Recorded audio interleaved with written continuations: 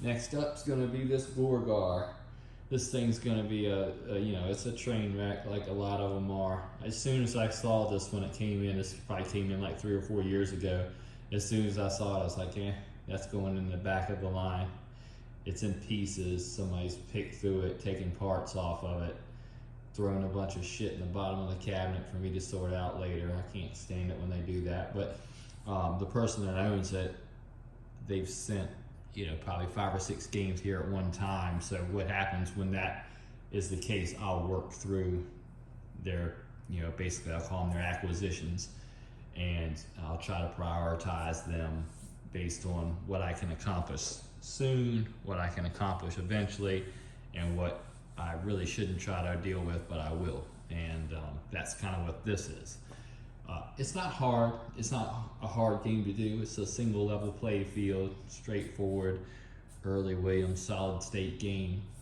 So that's not really an issue, but when it's in pieces and it looks like it's missing some stuff, that's when it makes it a lot more challenging to sort out. So I save those games for certain times, and that time has come.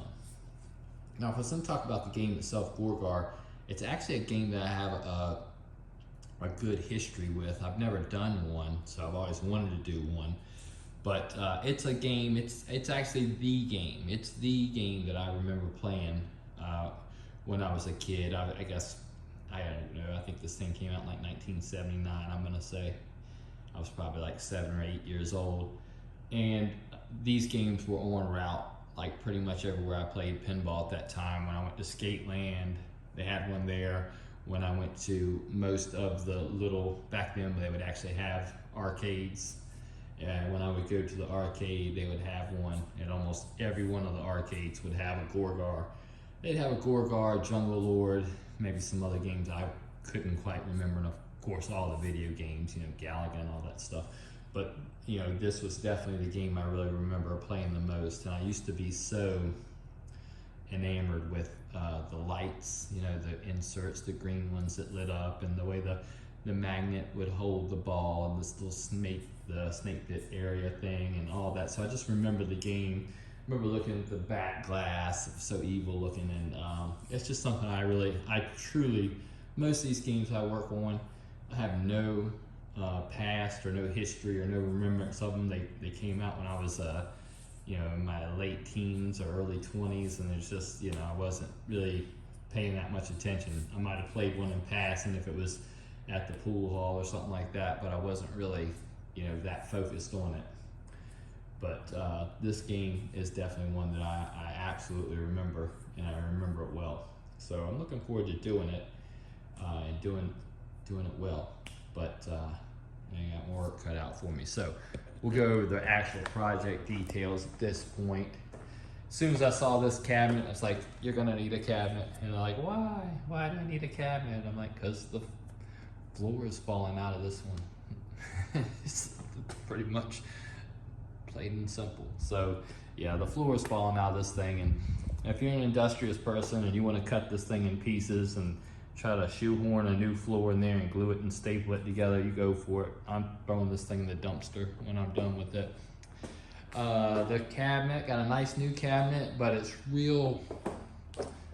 blank, I'm gonna say. It's the right general construction, everything's correct as far as the dimensions and the style of cabinet, but what's gonna make it specific to Gorgar are gonna be how I place these chocks and frame up some different things. So I'll have to do some work on it, and that's kind of why I have it in here instead of my paint shop right now, because what I need to do is set the game up, put them side by side, and then measure everything and assemble this cabinet, and then I can take up there and start prepping it for paint.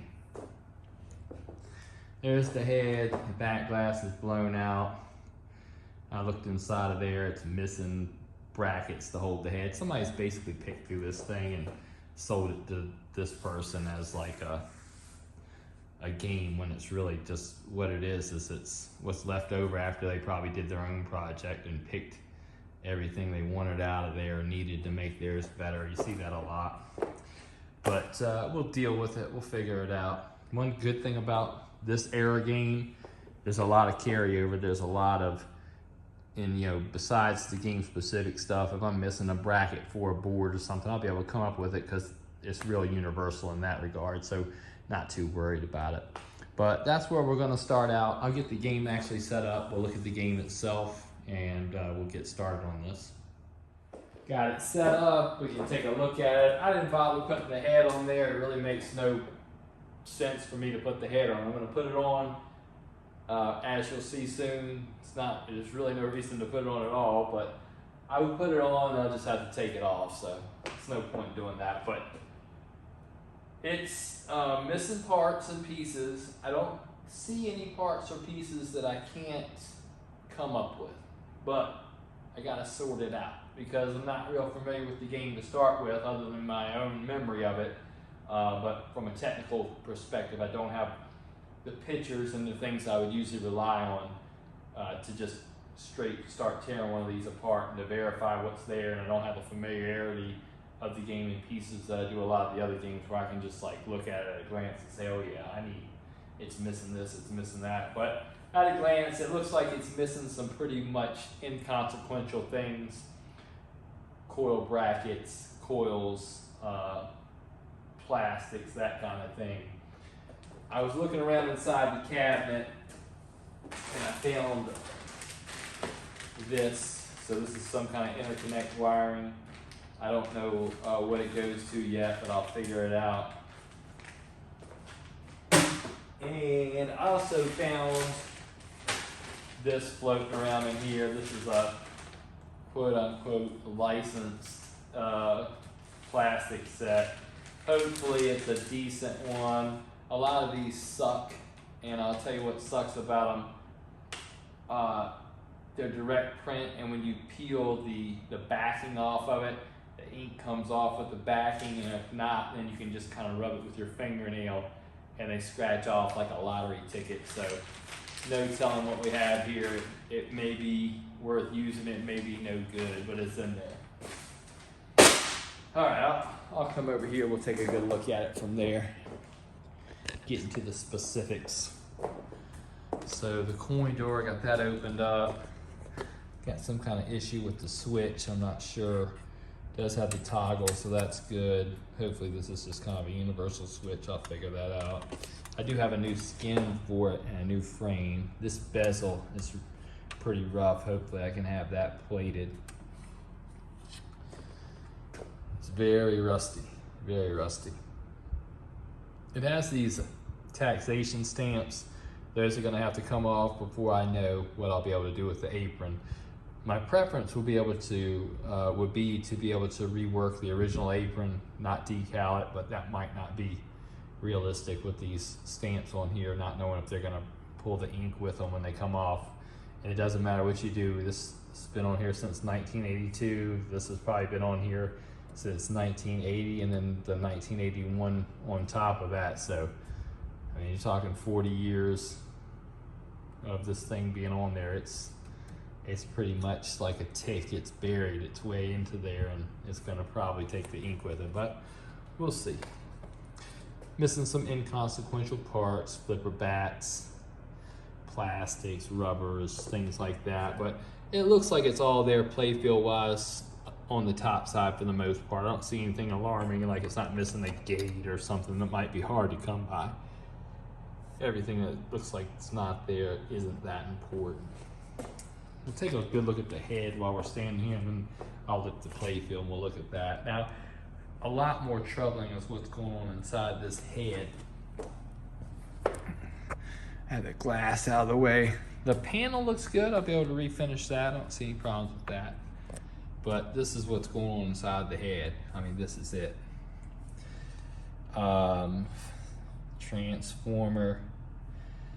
I have one banging around here for it. I'm not gonna say it's the one, but I have one for it. It's got no boards except for this, whatever this one board is, but it doesn't have all its boards. And I mean, this is what was given to me to work with really no warning. Somebody's like, oh, I'm sending you my Gorgar. I'm like, okay. And then this shows up, and it's like, well, you're not really sending me your Gorgar, you're sending me your pieces of a Gorgar. Now, as far as the lower goes, we'll take a good look at it. We got it kind of close to the wall here, so I can just prop the play field up against the wall so it doesn't have a head on it. Get back and check my camera work here. See how I hate it sometimes. I'll describe something and I'll get back and look at the video and be like, you can't even see that. It's not even in the framework of the camera. All right, so let's talk about this play field. So, missing the saucer kick out, missing one of the pop bumpers, and when I say missing those things, I mean the bracket and the coil. Missing just the coil for the left slingshot, missing a bunch of flipper parts, and you got some other dangling wires here to what likely goes under the apron. Maybe it's there and it's disconnected, maybe it's also missing, I'm not sure. Beyond that, it's just pretty typical. I don't see anything else alarming about it other than what you would really run into when you're going to do one of these anyway. I'm going to want to replace these light strips with individual lamp sockets. Going to want to rebuild these drop targets with the more, they have like this upgraded drop target board now, so we're going to want to do that. I'm going to probably replace all the leaf switches with micro switches, and I'm just going to modernize and make it a lot more reliable as I go through it. So that's pretty much it. That's what we're starting with. I'll figure it out as I go, and I'll document it as I go. All right, so we're gonna start working on this. Before we do anything, our first step will be dealing with this chocking and blocking. And as you can see, that's pretty intricate on the inside there, so we got none. So we're gonna start dealing with that first.